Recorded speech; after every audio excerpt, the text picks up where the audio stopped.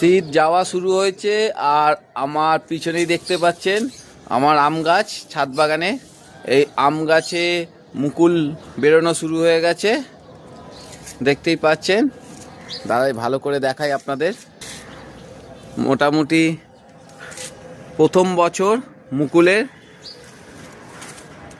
ছোট্ট একটা বালতির মধ্যে লাগানো আছে আম গাছটা। আর এই আম গাছটা এই বছর প্রথম মুকুল হয়েছে।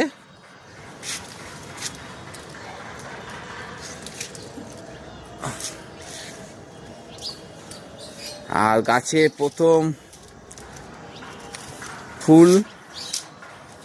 আর এই গাছটা তো আগের বছর আম হয়েছিল, আর এই বছর ওই মুকুল বেরোবে। এখন এর টাইম এখনো আসেনি, বোঝা যাচ্ছে এই সবেমাত্র গিট বেরিয়েছে। যাই হোক, দেখা যাক এই মুকুলের রেজাল্ট কি হয়, তাহলে আপনাদের সঙ্গে আমি শেয়ার করব। এখন মতো টাটা সবাইকে।